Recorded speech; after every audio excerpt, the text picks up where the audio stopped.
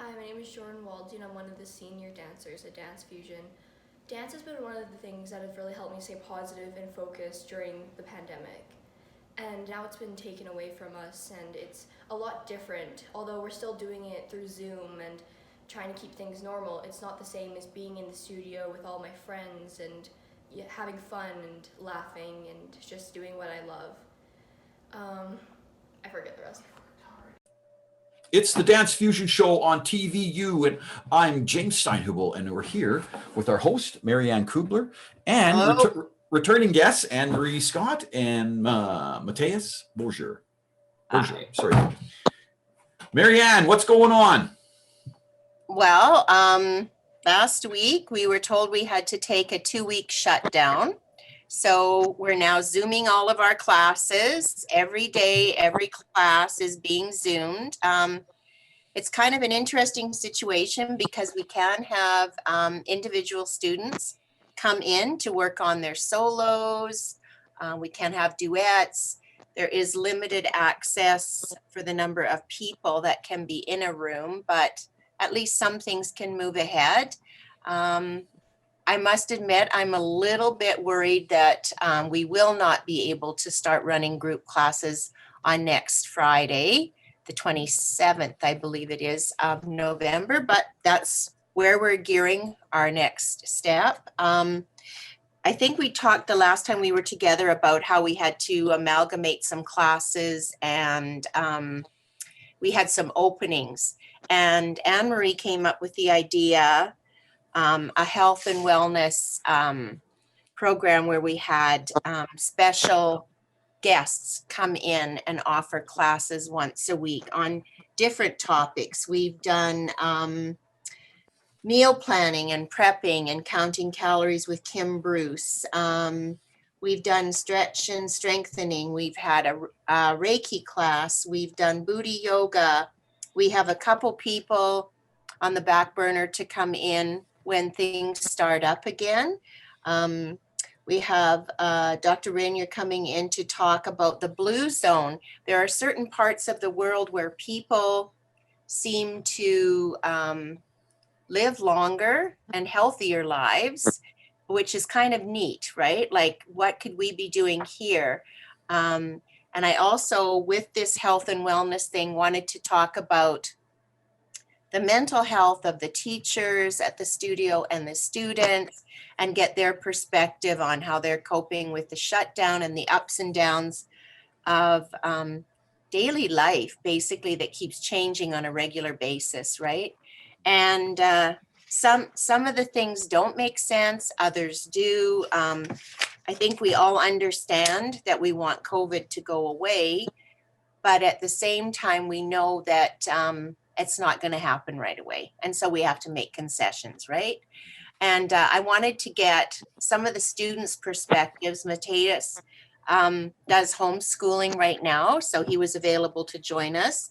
I'm hoping to get a couple more video clips from other students with their takes on life and Zoom classes and that kind of stuff. So I'm kind of throwing all kinds of stuff at you this morning. It's going to be a potpourri mix, right? Let's go to Matteus. How you're homeschooling and you're doing Zoom classes. Now that's interesting on both fronts. So just tell us what your experience is so far.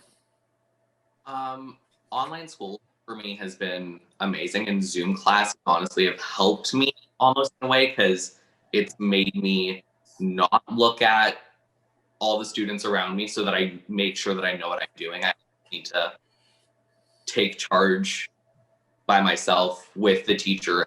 So a lot, but obviously it's not as great as our in-person classes as the teachers aren't there to help much. Mm-hmm. You're talking dance, you're talking school, like education. Both. So what? And so you're pretty okay. Let's go to Anne-Marie first. So I'll come back to you, Matteus. Anne-Marie, you're teaching, you're doing business, you're doing everything. So how's that working for you?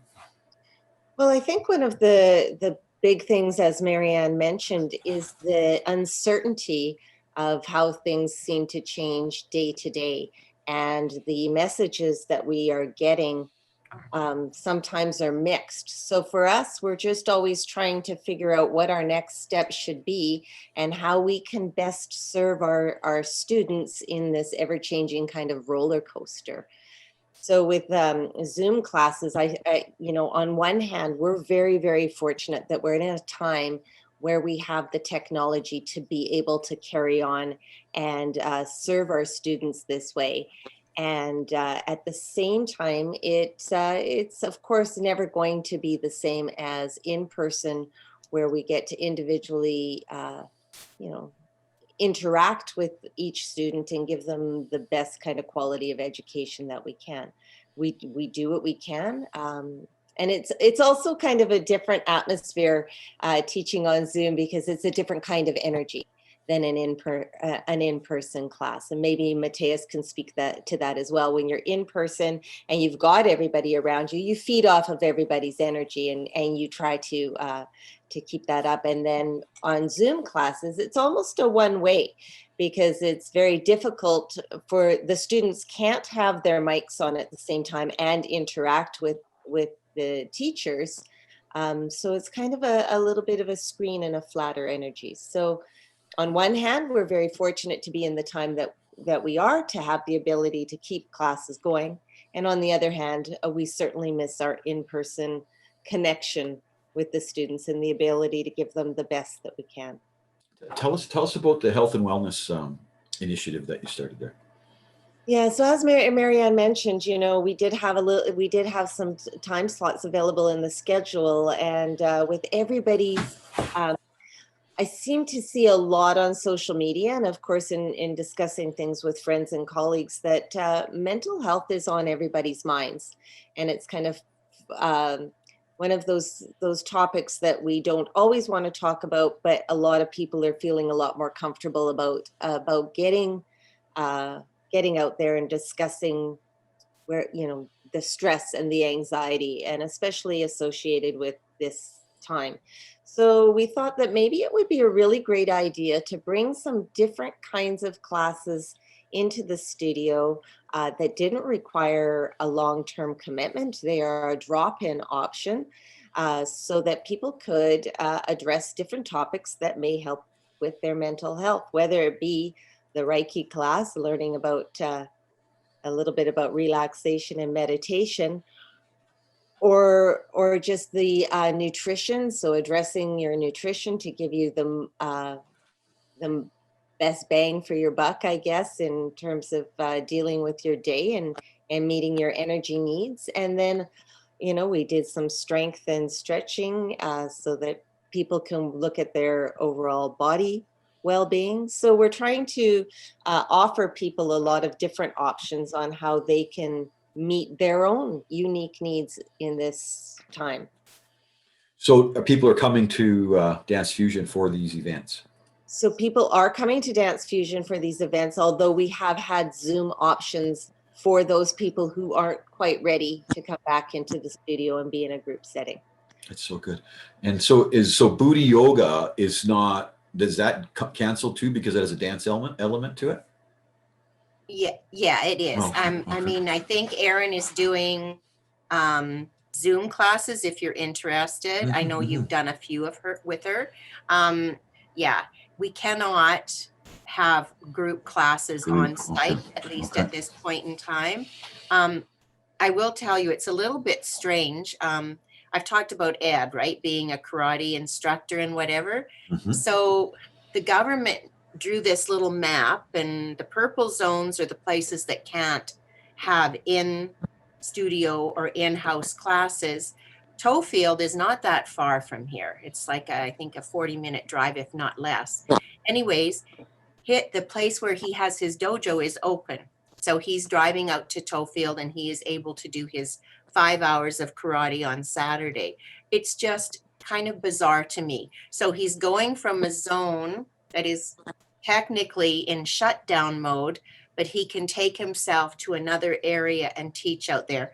The kids are all masked and all that and sanitized, but it's kind of an ambiguous situation, right? You can go from where you're actually supposed to be in sort of semi-isolation, and he can go and teach in a small town. It's a little bit weird to me, I think, but You know, at least he can do stuff. you're very thoughtful and tactical and strategic team, and the fact that you're adding these different channels is what's called horizontal integration, and it's very impressive. It's very impressive. Matteus, we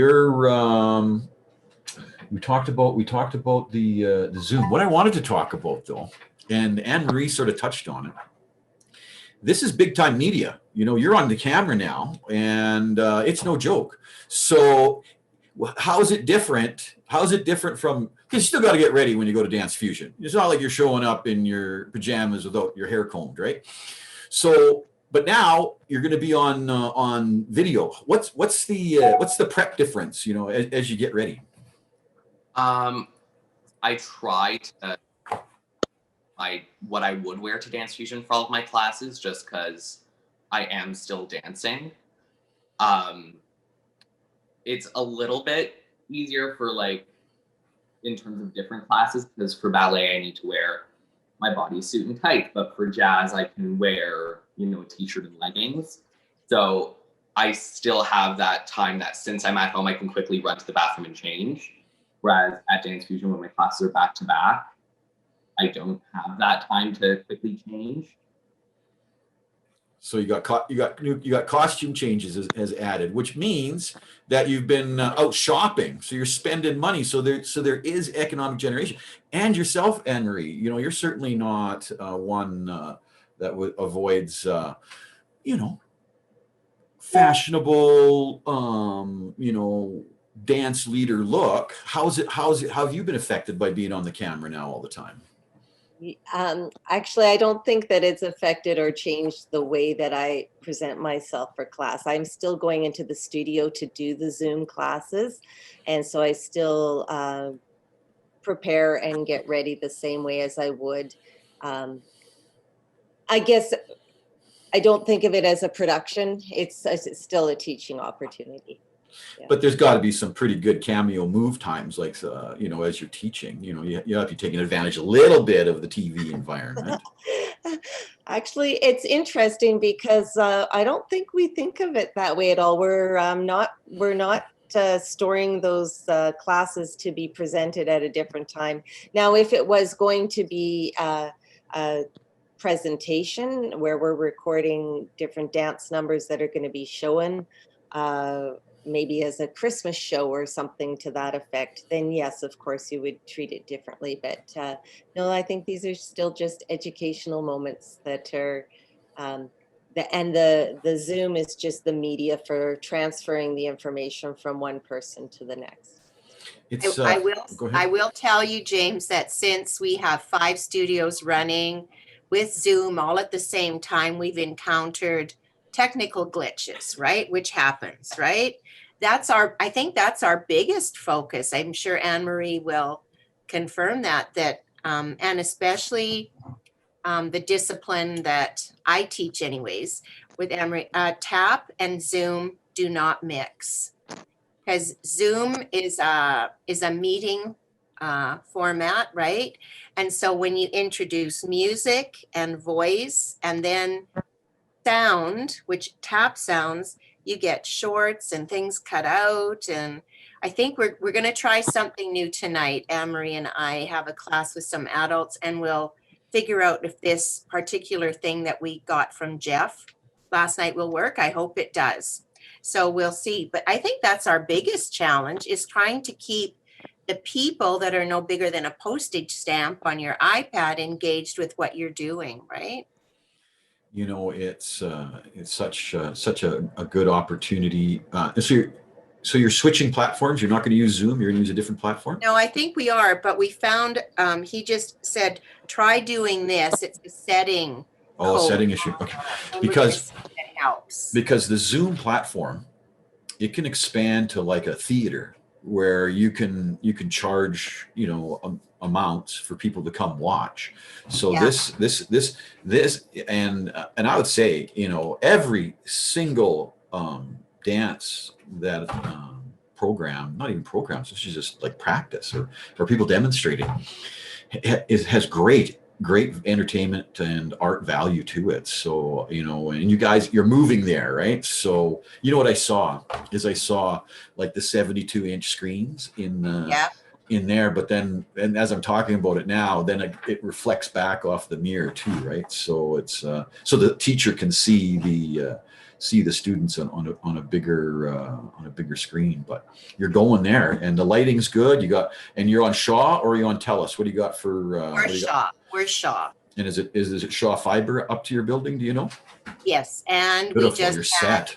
Yeah, things are going well that way. It's just the little technical glitches, and I'm honestly hoping we don't have to Zoom for too long. Mm-hmm. But I know what you're saying. If push comes to shove and we don't get to do theater performances, we have already discussed using our big studio. Put the curtains over the mirrors and use it like a stage setting and videotape. So we've got some things that we have to do, but I'm going to be positive, Polly, as opposed to negative Nora today, and say we are going to get in the theater and the kids are going to get to perform. It will definitely be different. Mm-hmm. We know that. There won't be the audience members the same, and there won't be, we've already been told props are to be limited, only hand ones that the kids can bring out and take off themselves. So that's going to cause us some modification for productions and stuff. But